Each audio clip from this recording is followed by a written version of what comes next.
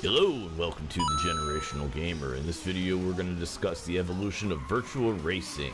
Virtua Racing is a Formula 1 racing video game developed by Sega AM2 and released for the arcades back in 1992. First up, we're going to discuss the port to the Sega Genesis utilizing the SVP chip. It was a $100 game back in the day, really not worth it. The graphics are pretty bad, and quite frankly, I never liked it. My favorite version, which I'll show you shortly, is the 32X. Take a look at this one for a few moments, and then we'll upgrade.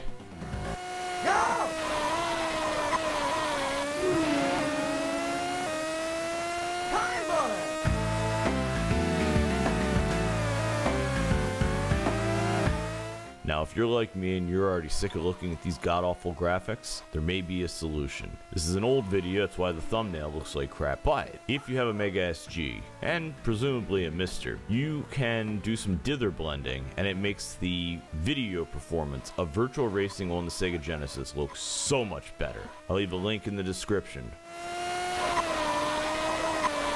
Virtua Racing for the 32X. It's an add-on for the Sega Genesis, or Mega Drive, also released in 1994. As you can see, the graphics are an immediate upgrade. In addition to the graphical and sounds, you also get 2 additional cars. Personally, I find the controls to be much better. The visuals and sound aren't grating, and this is all in all my favorite version of the game. The only problem is, if you want to play it, you need to have a Sega Genesis and a 32X, room for 2 power supplies, and a way to export it properly to an HDMI input, particularly if you want to capture the video. I've got prior videos of this using a RetroTink Pro and HD Retrovision cables. At this time, that is the only option I am aware of to be able to digitize your 32X and make it presentable outside of using a cheap cable that will end up blowing out the colors and just making it look really terrible. Anyway, take a look at this for a few moments and then we'll switch to the Saturn. Whether or not you consider that an upgrade remains to be seen.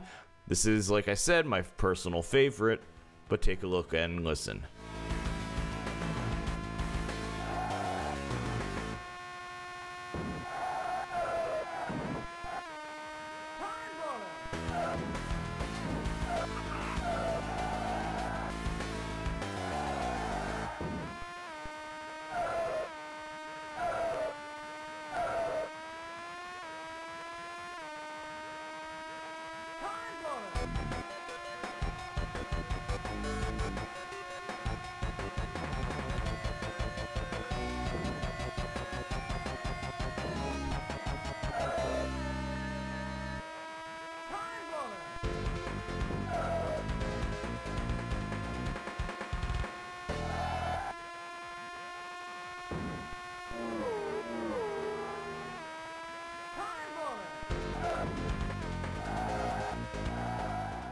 And now we're at the Sega Saturn version, released in 1995 and developed and published by Time Warner Interactive.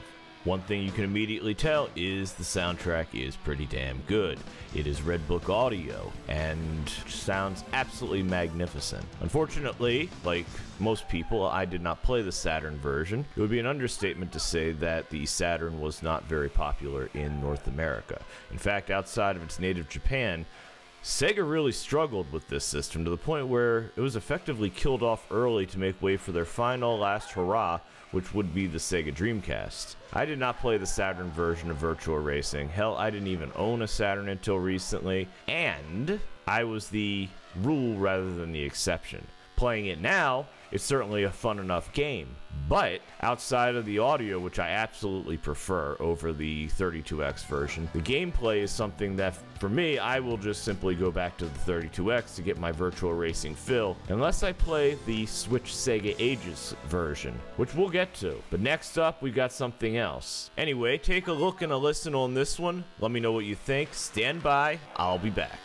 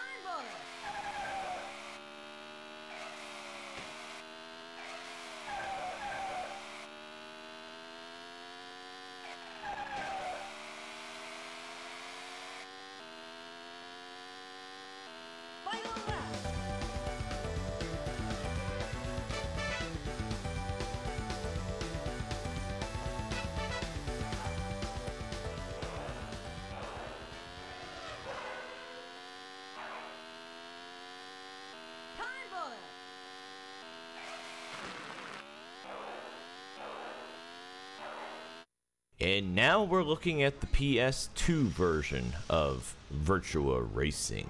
It was originally released in Japan under the Sega Ages 2500 label in 2004, but came to North America and Europe in 2005 as part of the Sega Classics Collection. It includes 3 new courses and 4 new cars. Let's take a look at it.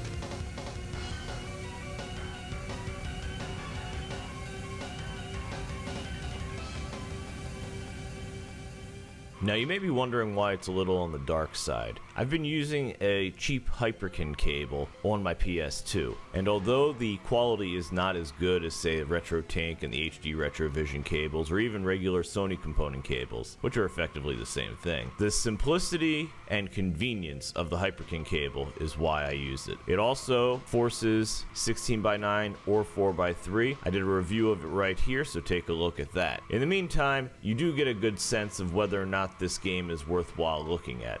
And I, based on the comments, can always make another video comparing them side by side. I can assure you though, the RetroTink and component cables, whether HD Retrovision or official Sony, are a much better looking combination than the Hyperkin cable itself. Anyway, take another quick look and listen over here at this particular game before we move to the final, which will be the Switch version, which is a modernized version of the arcade original.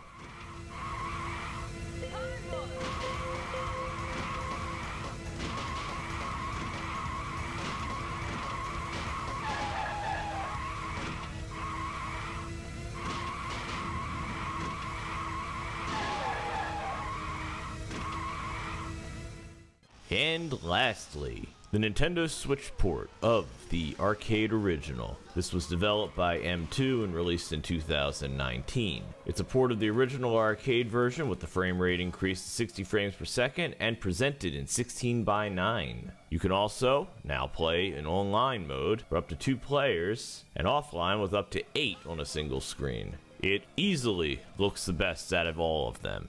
And I'd say it plays the best out of all of them. I'm still not very good at this game. I think it does look and sound phenomenal. It was digital download only, but it was the first that I can recall of the Sega Ages collection that came to the Nintendo Switch. It's a great looking and great sounding game. Take a look at it for yourself and I'll be back.